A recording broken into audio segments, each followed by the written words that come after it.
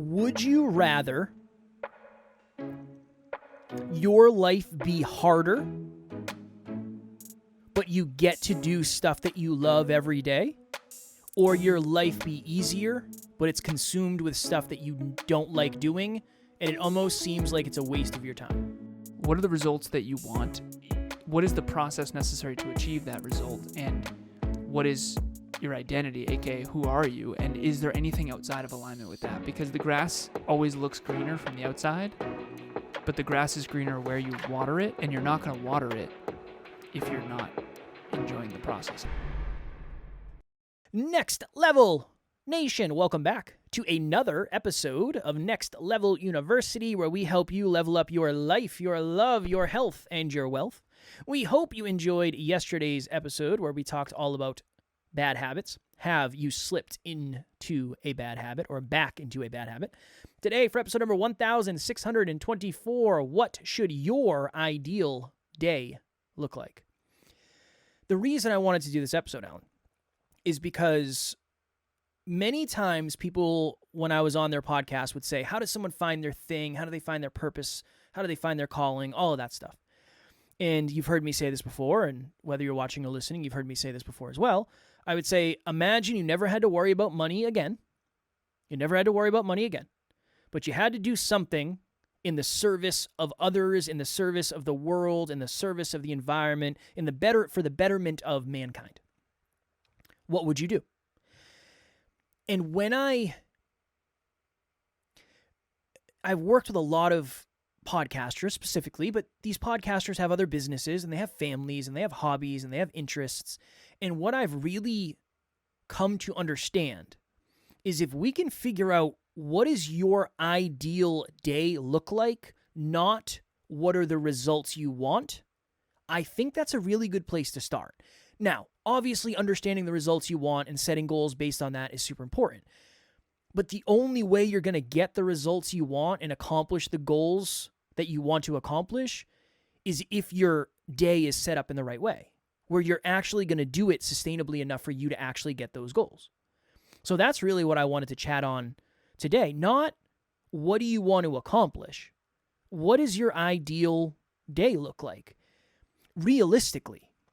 Now, that's a fine line. I'm not saying not to shoot high. I'm not saying not to dream big.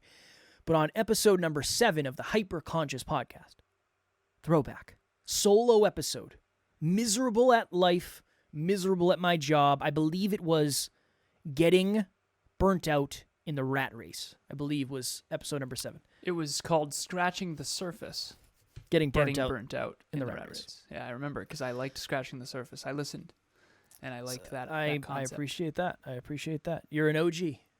You've been here since the beginning, son. I have, good sir. You've been here since the beginning. Yeah, I was listening from the start. I don't know why. In that episode, I said my ideal day, there was probably a lot more ego. There was definitely a lot more ego. My ideal day, I wake up when I want. I go to sleep when I want. I work out when I want. I get to spend time with my friends and my family as I desire. And I get to podcast for a living with amazing people. That's all true. That's all true, right? Yeah. But it's a lot different than I thought it was going to look. Let's talk about that. Everything's different. Everything's different. I podcast a lot more than I ever thought I was going to. I podcast with you. You're an amazing person, but it's just you and me. Not guests like I originally had planned. Things have changed, and it just doesn't make sense. But I think it was a really good exercise. We should do one of those interviews again. What interviews? Where we interview each other? I would love to. Same. I would love to. We'll put it on. Maybe we'll put it on the schedule for next week. I just think it's powerful not to think of the results you want, because if the results you want are not in alignment with what your ideal day looks like, you're probably not going to get the results. You have a story about sustainable day. Go ahead. Right. You have a story about someone who you coached early on who wanted to be an orthodontist. Yeah. Yeah. Can you tell that? I was working with a gentleman. Shout out to Devazio. And I said, "What do you want out of life, man? Like, what are you doing? What do you want?" And at the time, he was a truck driver. He was a long haul truck driver. who would just hammer audiobooks and podcasts because he just had so much time to listen to stuff. He said, there's something about when you meet someone and they are proud of their smile that really inspires me. And I said, that's awesome. He said, I want to be an orthodontist. And I said, okay, cool.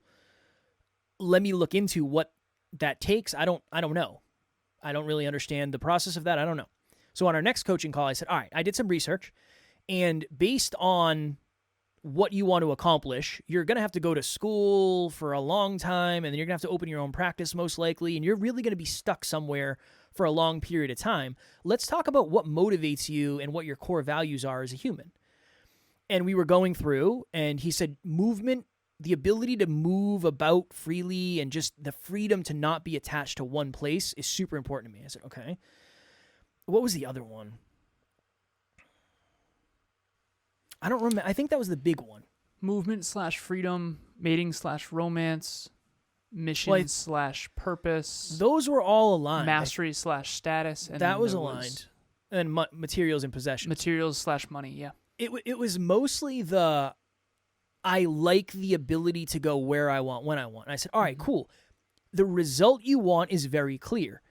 Based on the fact that that's not necessarily, the process is not necessarily aligned with that real important human need of yours, do you think it would be worth it? Or do you think you'd get a year in and decide, this isn't it?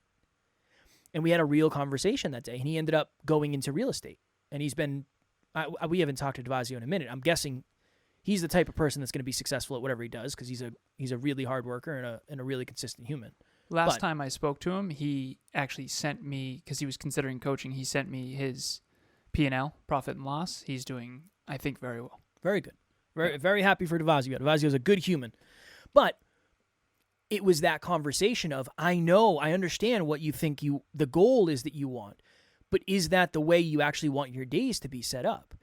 I said this today on one of our calls. This was in a movie I saw, so I can't take credit for it. Be careful at what you get good at. Because unfortunately, a lot of us are really good at things that we don't want to do. So yeah, he could be the best orthodontist ever. But if that's not what he actually wants to do based on who he is as a human being, that's setting him up for long-term, quote-unquote, failure, discomfort. So that's really what I wanted to talk about today, and I'm assuming it's a little bit of a different direction than you expected based on our conversation we had before this. Well, what came up for me is we have a simple framework. If you're a long-term listener of NLU, you expect it to be a pyramid. It is a pyramid. There's 3 levels, next level university, so there's 3 levels. The bottom of the pyramid is your identity, which is your core values, who you are, who you aspire to be, your character. Then the next level, level 2, is the process. And then the third level, level 3, is the results. And so the result that person wanted to be an orthodontist, the process they didn't want, which is being landlocked and being in school for another 8 years or 6 years or whatever it is. And so what you want to try to do is align the results you want with the process necessary to achieve it with your identity, which is who you are. And I think a lot of people don't have that figured out. It can be really difficult. If you want to be, what's a good example of this? Let me try to think of one of my clients. Oh, okay. So let's say you want to be a doctor. Do you also like academics? If you don't like academics, now, obviously some of us hate academics. Prerequisites in college kind of sucked. There were certain classes I didn't want to take. I remember chemistry was a little bit of pain in the butt, but I loved physics. But overall, I adore academics. I always have. I've always loved math and science. I've always been obsessed with business, and I'm a business coach. So the question that I would have everyone ask themselves, think about the results that you want in life, and think about the things that you really actually are obsessed with. I know obsession is a word that not a lot of people use to describe their passions, but I really do believe that everyone has some obsessions. Some of us are more obsessive than others. I tend to be on the very, very, very obsessive end. But if you're obsessed with video games, you might want to consider being a pro gamer or a streamer. If you're obsessed with podcasting, you should consider starting a podcast. If you're obsessed with personal development, you should consider joining the personal development industry, write a blog or a YouTube channel, whatever it is. One of my clients is obsessed with motorcycles. He's also obsessed with personal development. So he's actually combining them. He's going to create a YouTube channel. I wish I remembered the name. Two-wheel development or something like that. I wish I remembered the name. But he's going to be talking about personal development while on his motorcycle on YouTube. That's a perfect example of the process is in alignment with the result you want. And the result that he wants is to be a successful business owner. And so if you want to be a successful business owner and what comes with that, you have to also want to learn and grow a business. A lot of people get into business because they're a really good author or they're a really good podcaster or they're a really good artist or they're a really good hairdresser even is a good example. But they don't necessarily like the business aspects. So you either have to partner with someone who does, or like Kev, you're a good example of this. You love podcasting, but you weren't obsessed with business. No. Business is a necessity for Kevin. And fortunately, he has a business partner who is obsessed with business. And fortunately, you're also obsessed with things that I'm not.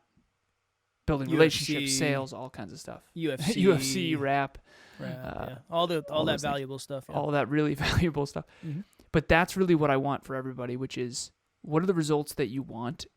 What is the process necessary to achieve that result? And what is your identity, aka who are you? And is there anything outside of alignment with that? Because the grass always looks greener from the outside, but the grass is greener where you water it, and you're not going to water it if you're not enjoying the process. I used to think you can grind your way to success. I think you can grind your way to some success.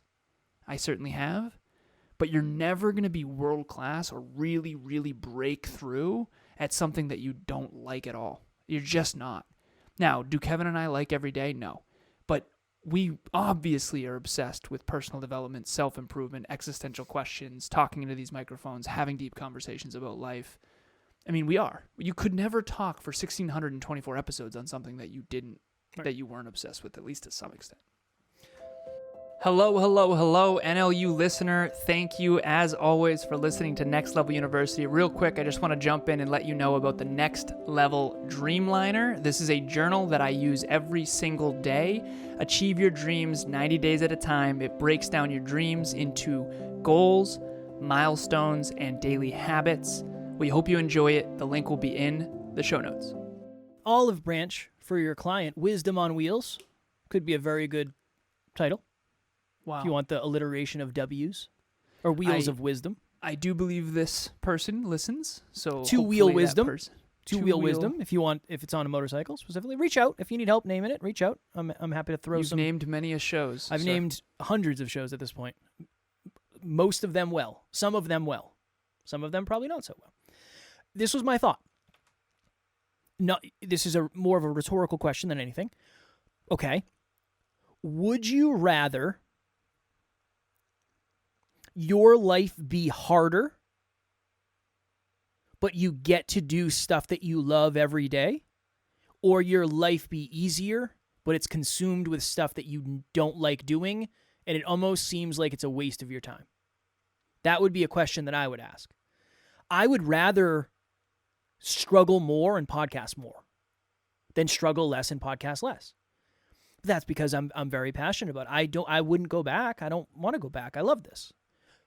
Are there more struggles than there would be? Are there different struggles than there would be? Yes, 100%. But I do like the way my days are. Well, it used to be when you clocked out, you were done. Yes. You remember those days? How different that is? Some days I miss those days. I do. Yep. Not everything else, but yeah, when I'm getting text messages at 8 o'clock at night that are giving me anxiety because it's client-facing stuff, and it's like, oh my goodness, I have to find a way to fix this. It's stressful. It's stressful. But there's also going to be some things that creep into your ideal day that are just kind of par for the course.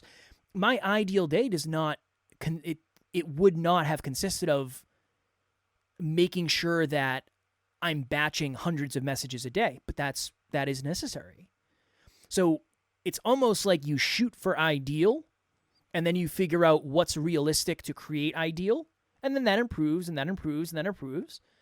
Rather than saying, well, if the goal you want is to make a lot of money, there's a million ways to do that. But you might be miserable doing it.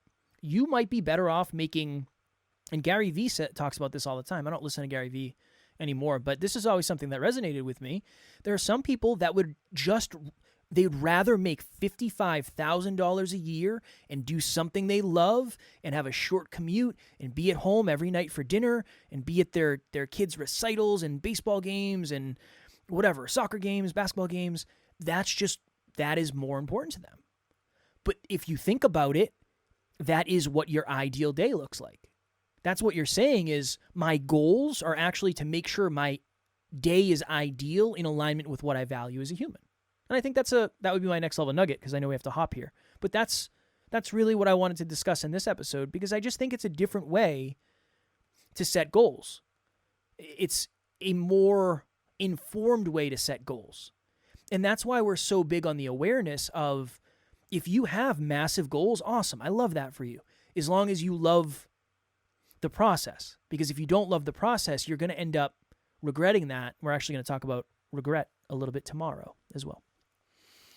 I was on a podcast yesterday or the day before, and it was a great interview. The host is 39, and she's had children at this stage, and she was talking about how my energy reminded her of her in her early 30s, and she kind of wishes that she had that same motivation back. But I think that what's underneath all this is maybe she evolved. Maybe she had kids and decided, you know what, I don't want to grind as a business owner all day, every day. And so be honest with yourself. Be honest with yourself. And this is what one of my mentors told me way, way, way back.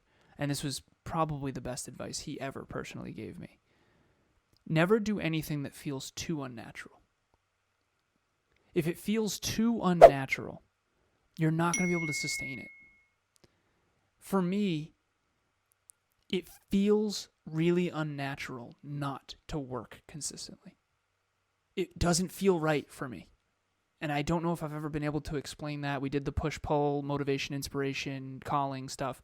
I just really want everyone to shoot at the proper size mountain for their own unique character, for what you really want in life and what you value in life. And I think that Kevin and I, as we've matured from shoot for the stars, shoot for the moon, land amongst the stars, we've really grown to understand, myself in particular, because I used to be guilty of that. I just have so many clients that some of them really do want to climb really, really, really high mountains, and they want to do whatever it takes to get there. And they want to lead teams of 50 plus people, and they want to do all those things. And then I have some who need to be honest with themselves and say, you know what? Maybe what I thought I wanted isn't what I really want. And what I really want is XYZ. To make this less esoteric, you can't, I don't want to say you can't, you should not be shooting for a goal that you don't also want the responsibilities that come with it. Emilia and I have decided to have children. We want to have children in the future. I'm not doing that without also saying, Alan, you also need to want all of the responsibilities that come with that. And we've talked for years now about what that's going to look like and how we're going to navigate that and where we want to be before we start trying, all that stuff.